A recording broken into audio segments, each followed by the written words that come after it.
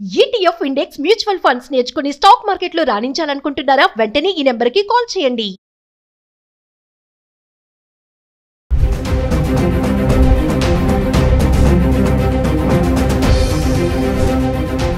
నమస్తే, welcome back to Suman TV. Present మనతో పాటు ఉన్నారు అనలిస్ట్ మందర్ కృష్ణారెడ్డి గారు.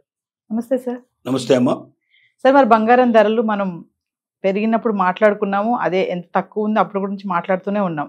ఇది పెరుగుతున్న ఈ టైంలో ఒకేసారి తగ్గడం అనేది చూస్తున్నాం గత 10 రోజుల నుంచి మాట్లాడుకుంటే.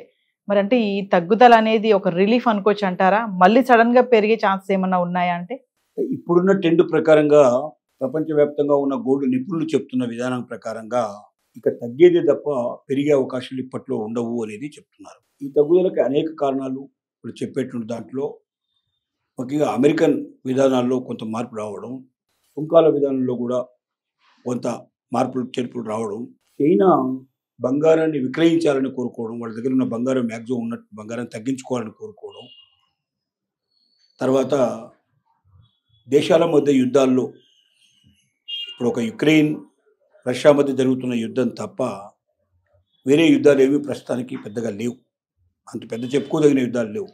ఎందుకంటే ఇజ్రాయెల్ గాజా మధ్య ఉన్న యుద్ధం తాత్కాలికంగా ఆగిపోయింది. తర్వాత అట్లాగే మనకు ఆఫ్ఘనిస్తాను పాకిస్తాన్ మధ్య ఉండేటువంటి యుద్ధం కూడా ఆగిపోయింది. ఇక మిగతా ప్రపంచంలో చెప్పుకోదగిన యుద్ధాలు ఏవీ లేవు. ఈ యుక్రెయిన్ యుద్ధాన్ని కూడా ఆపడానికి మ్యాక్సిమం ప్రయత్నం జరుగుతోంది. రష్యా మీద ఒత్తిడి తీసుకొస్తున్నారు.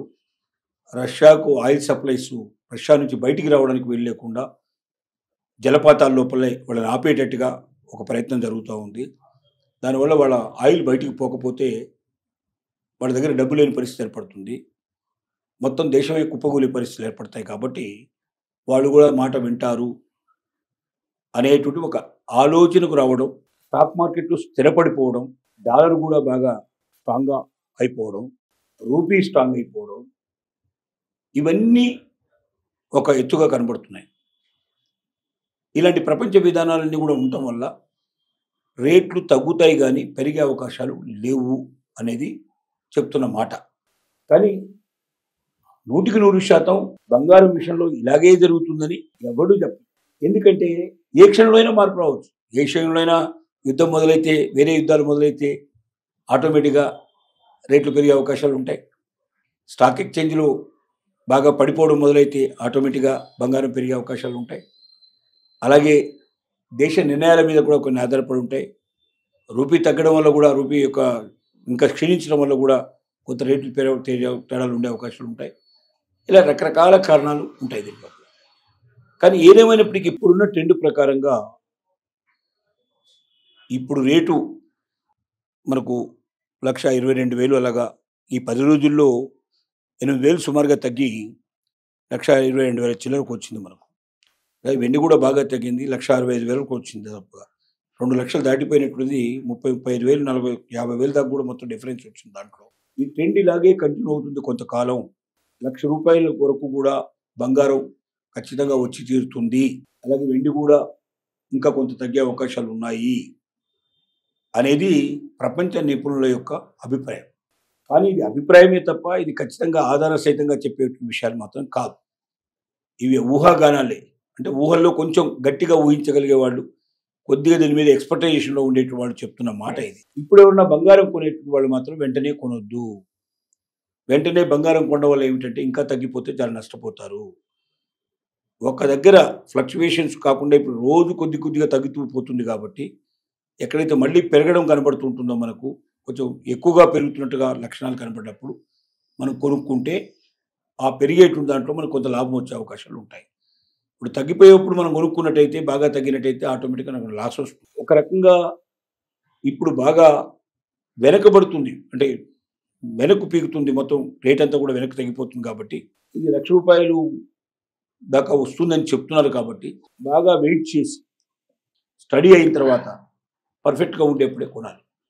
వెండి మాత్రం ఒకటి మాత్రం చెప్పడం నిజం, వెండి తగ్గినట్టుగా కనపడుతున్నప్పటికీ మళ్ళీ వెండి పుంజుకునే అవకాశాలు చాలా ఎక్కువ కనబడుతున్నాయి. కారణం ఏంటంటే ప్రపంచవ్యాప్తంగా వెండి యొక్క వాడకం చాలా పెరిగింది. ఒట్టి ఆభరణాలకు మాత్రమే ఉపయోగపడేటువంటి వెండి, దేవుడికి సంబంధించినటువంటి ఏదైనా దేవుడి పాత్రలు కానీ, దేవుడికి సంబంధించిన కానీ, ఇంట్లో చిన్న చిన్న పాత్రలు కానీ ఇట్లాంటి వాడికి ఉపయోగపడే వెండి ఇప్పుడు పారిశ్రామిక విధానంలో ఒక ముందుకెళ్తుంది. ముఖ్యమైన భాగం అయింది. అన్ని ఎలక్ట్రిక్ వాహనాల్లో దీన్ని ఉపయోగించడం జరుగుతుంది. దీంతో పాటుగా సోలార్కు సంబంధించినటువంటి వాటి దాంట్లో కూడా దీంట్లో బాగా పరిశ్రమలో ఉపయోగిస్తున్నారు. ముఖ్యంగా పరికరాలు, వైద్య పరికరాలు తయారు చేయడంలో కూడా దీన్ని ఉపయోగిస్తున్నారు. మందుల్లో కూడా కొన్నిట్లలో దీన్ని కలుపుతున్నారు. ఇలా అనేక రకాల పరిశ్రమలకి వెండి యొక్క ఉపయోగం విస్తరించింది. కాబట్టి ఓన్లీ ఇండ్లలో పెట్టుకోవడానికి ఆభరణాల కోసం మాత్రమే వాడేటువంటి వెండి స్థాయి నుంచి పారిశ్రామిక రంగంలో దాని రిక్వైర్మెంటు టన్నుల కొద్ది పెరగడం వల్ల, లక్షలాది వాహనాలు ప్రతిరోజు తయారు కావడం వల్ల, ఈ వాహనాలకి ప్రతి వాహనంలో 70 కిలోల వరకు వెండిని వాడాల్సిన పరిస్థితి ఉండటం వల్ల దీని ఉపయోగం పెరుగుతూ ఉంది. కాబట్టి వెండి మాత్రం మళ్ళీ తిరిగి వెనక్కి వచ్చి పెరగడానికి అవకాశాలు చాలా ఎక్కువ ఉన్నాయి. కానీ బంగారం మాత్రం కొంతకాలం తగ్గి అది ₹1,00,000 వరకు కూడా వచ్చే అవకాశాలు ఉన్నాయనేది నిపుణులు చెప్తున్న అభిప్రాయం. ప్రస్తుత పరిస్థితి ఇది. డబ్బున్నా కూడా కొనుక్కోవడానికి ఇప్పుడు ప్రయత్నం చేయకుండా కొంచెం వెయిట్ చేసి స్టడీ అయిన తర్వాత కొనుక్కుంటే మంచిదని మన అభిప్రాయం. ఒక విషయం చెప్పండి సార్, అంటే మరి మొన్నటి వరకు పెరిగినప్పుడు కొన్న వాళ్ళ పరిస్థితి ఏంటంటారు? ఇప్పుడు తగ్గిపోతుంది కదా. అంటే అక్కడే ఆగిపోతుందని చెప్పడానికి వీల్లేదు కదా. జీవితం అంటే ఏదో 1 సంవత్సరం 2 సంవత్సరాలు ఉండేది కాదు కదా. లాంగ్ రన్లో 10 ఏళ్ళు 25 ఏళ్ళు అయ్యేసరికల్లా అన్ని రేట్లు పెరిగిపోతాయి. బంగారం రేటు కూడా పెరిగే అవకాశాలు ఉంటాయి. మరీ పడిపోయి 0కి వస్తుందో 10,000కి వస్తుందో 25,000 వస్తుందో చెప్పడానికి వీల్లేదు. 1,00,000 దగ్గర ఆగుతుంది. కొన్నాళ్ళు తాగిన తర్వాత మళ్ళీ మెల్లగా పెరగడం ప్రారంభమవుతుంది. ఈ స్పీడ్ కనపడకపోవచ్చు, కొద్దిగా పెరుగుతూ పోయే అవకాశాలు ఉంటాయి. ప్రతి వస్తువుకి మనం 10 ఏళ్ల క్రితం చూసుకుంటే, 20 ఏళ్ల క్రితం చూసుకుంటే ఏ వస్తువైనా తగ్గినట్టుగా, ఒక్క వస్తువుని తగ్గినట్టుగా ఉందా? మనిషికే విలువ తగ్గింది కానీ వస్తువులకు విలువ తగ్గలేదు. అంటే ఇంతకుముందు మనిషిలో నిజాయితీ ఉంటే, నీతి ఉంటే, మంచితనం ఉంటే అతను గౌరవించేవాళ్ళు, పెద్ద మనిషిగా రాణించేవాళ్ళు, ఆలోచించేవాళ్ళు. ఇప్పుడు అది పోయి డబ్బు ఉంటే చాలు, వాడి దగ్గర ఏం లేకపోయినా పర్లేదు, అధికారం ఉంటే చాలు అనేటువంటి పరిస్థితికి వచ్చేసింది.